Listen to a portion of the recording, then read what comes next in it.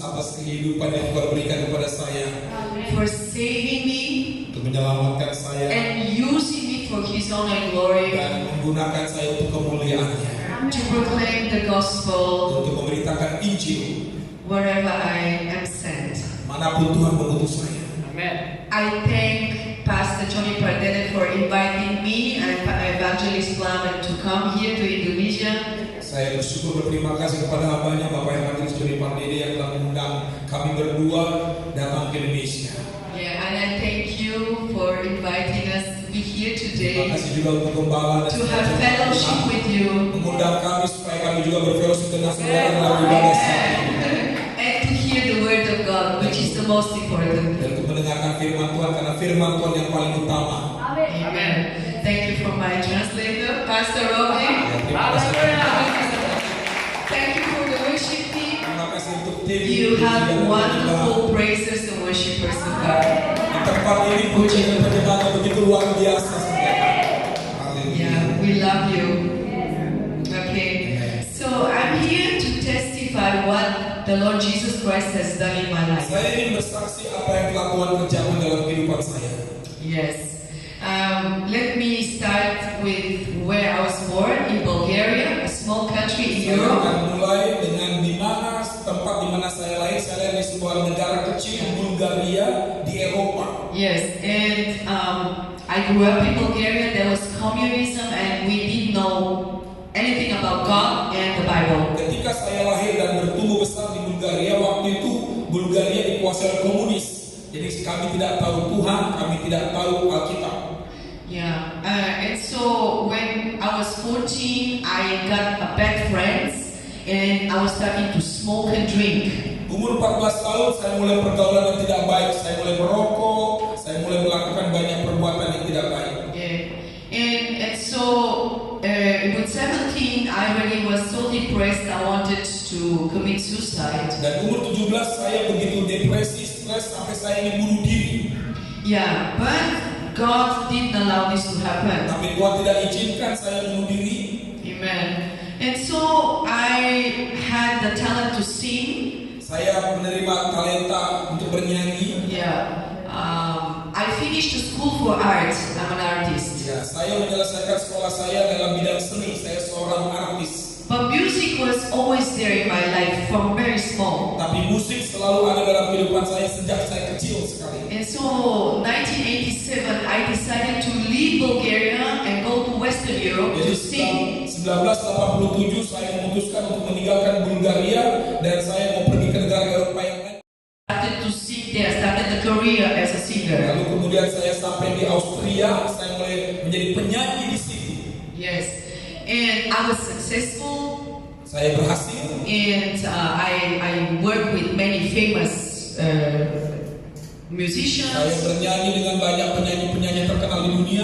One of them is Herman Delago, who is famous in Indonesia. Salah satunya adalah Herman Delago yang juga sangat terkenal di Indonesia, ini sangat terkenal. Yeah, Herman Delago. You know him? Iya. But his wife is a Batak from the Istrinya Batak. adalah orang Batak. Ya, Herman Yeah, Delago nanti. Herman Delago. Nanti boleh dilihat di Yes. YouTube. Okay. And we were famous, but yes, but I was empty inside. Ya, tapi juga Sister Dana pernah bernyanyi dengan Dewi Marpau dan Rita Butari. Yeah, the Dewi Marpau and I know Rita Sitorus. Ya, Rita is my Sitorus. friend. Jadi Rita Sitorus dan Dewi Marpau bernyanyi Yes. bersama dengan dia. And other ladies, but I forgot their Dan names. banyak juga artis dari Indonesia. One who is in Italy, you know, Yeah. the famous one in Italy. There is a famous singer in Italy, Yeah. but okay, Ya. from Indonesia. Okay, and so I was successful, but I was empty, and I became very sick. My voice was affected. Saya menjadi penyanyi yang terkenal, ya, dan saya banyak uang, tapi kemudian suara saya, tenggorokan saya mulai sakit. And I was seeking for alternative method because the normal medicine couldn't help me. Jadi saya mulai mencari pengobatan alternatif karena obat-obatan ke dokter dan minum obat itu tidak sembuh, sehingga saya mau mencari cara yang lain. And so I started to do reflexology, meditation. meditation, Eastern religions, yoga, Tai Chi, Qigong, all these Saya mulai things. melakukan pengobatan dari timur, ya, Tai Chi, meditasi, yoga, semua jenis pengobatan. Saya mulai ikuti supaya saya mencari kesembuhan. It's called New Age. Ya, ini adalah zaman yang baru. Yeah. And so I started, to drift completely into this sphere. Like I was seeking for the White Brotherhood, all kind of Rosicrucians, Zen meditation, Reiki, which is healing method. Jadi saya mulai mengikuti aliran-aliran yang ada di negara timur, ya, segala sesuatu yang sifatnya seperti meditasi, pengosongan diri, semuanya saya ikuti. Yeah, but nevertheless, it didn't help me, and even started to have problem in my family with my husband and my son. Tapi ternyata semua itu tidak menolong saya sama sekali. Bahkan tangga kepada suami dan kepada anak saya mulai renggang, saya mulai bermasalah. There was a disharmony, it was quarrel, there was no peace, no love. Ternyata dalam nikah rumah tangga saya tidak ada damai sejahtera, tidak ada kasih, selalu berkelahi, selalu berantem, selalu adu mulut. And so I struggled so much because I was searching for love, for peace, but I couldn't find it. Jadi saya tambah bergumul lagi, tambah depresi. Kenapa? Saya sedang mencari damai sejahtera, saya sedang mencari kasih itu, tapi saya malah tidak menemukannya. I even had a rock band, and we had our own songs, and the lyrics were totally satanic.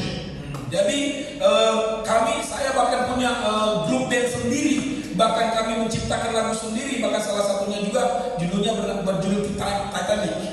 And so I was desperate. I was seeking for the truth. I was desperate. Saya begitu depresi, begitu tertekan. Saya mencari kebenaran, saya mencari damai sejahtera dan kasih, tapi tidak pernah menemukannya.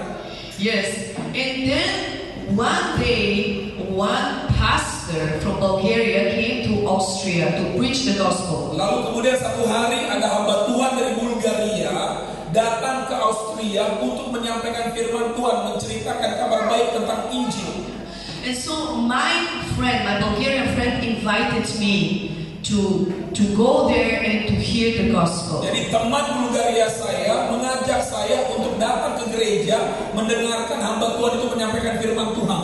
And so I came and I heard the gospel about Jesus Christ saving our souls. Jadi saya ikut, saya pergi ke gereja dan saya mendengarkan firman Tuhan, Injil kabar baik yang disampaikan oleh hamba Tuhan itu. And you know how the Holy Spirit convicts you when you hear the gospel. Dan kita tahu bahwa ketika Roh Kudus bekerja, Dia meyakinkan kita dalam diri kita tentang firman Tuhan yang kita dengar itu. I understood that I'm a sinner. Dan saya menyadari ketika saya dengar firman Tuhan, saya adalah orang yang berdosa.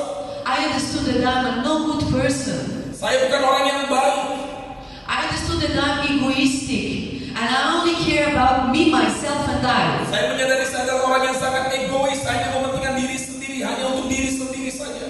Yes, and it shocked me that Jesus Christ had to die on that cross because of my Tapi sins. saya mendengar firman Tuhan bahwa Yesus telah mati untuk dosa-dosa saya. You know, I had a library with books, esoteric books for 25,000 euro. Very expensive. Saudara tahu, di rumah saya punya perpustakaan, bahkan harga dari buku itu mungkin 25.000 euro, itu mungkin hampir sekitar 500 juta. Lives can be changed like you changed mine. Amen. Saudara, ada banyak orang di dunia ini di sekitar kita terikat. Mereka terikat oleh alkohol, oleh judi, oleh banyak dosa, oleh pekerjaan setan. Tugas kita adalah kita pergi kepada mereka, beritakan kabar baik, beritakan Yesus supaya Yesus memerdekakan mereka, membebaskan mereka seperti Tuhan telah memerdekakan kita. Puji Tuhan. Haleluya. Thank you. I hope it really touches your heart. Saya percaya bahwa Tuhan akan